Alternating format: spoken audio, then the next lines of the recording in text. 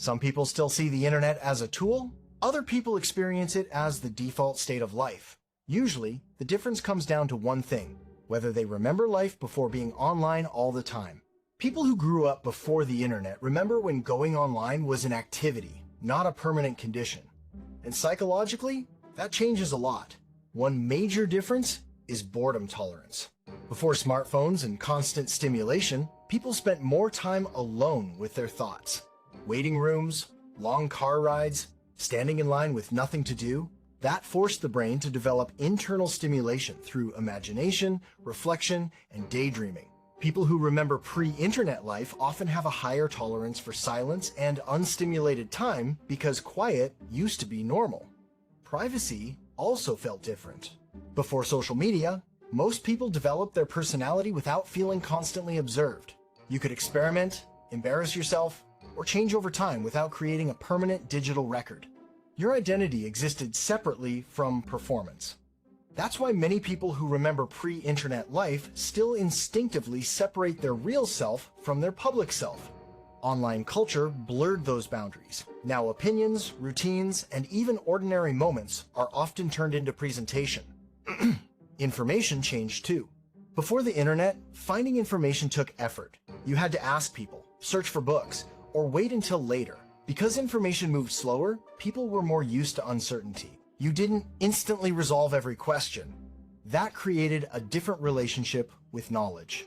People who remember that era are often more skeptical of instant certainty because they remember how often confident people were wrong. Social life worked differently as well. Before the internet, your social world was mostly whoever lived around you. School, work, neighbors, local communities. That meant people had more practice maintaining relationships with people they didn't perfectly align with. Today, people can build highly specific online communities around almost anything. That creates stronger compatibility, but it also changes expectations for relationships and belonging. Attention spans change too. People who grew up before smartphones experienced fewer constant interruptions during childhood. Their brains developed in a less fragmented environment. Many people who remember pre-internet life genuinely feel more exhausted by non-stop notifications and permanent connectivity because their nervous system wasn't trained for it. Memory changed as well. Before smartphones, people relied more on internal memory. You memorized phone numbers, directions, and stories. Experiences were remembered instead of constantly documented. People who remember pre-internet life often relate to their past more like a narrative than a digital archive. Boundaries were also clearer. Work stayed at work more often, home felt separate from public life. The internet blurred those categories. Now messages, news, and social comparison follow people everywhere. That's why many people who remember life before the internet are more protective of their personal time and mental boundaries. None of this means one generation is better than another.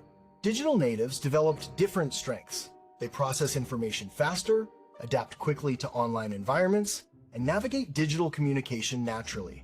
But people who remember life before the internet often retain something different. The feeling that life does not always need to be shared, optimized, documented, or responded to immediately. And once you experience a world where silence, privacy, and disconnection were normal, some part of your brain never fully adjusts to constant connection.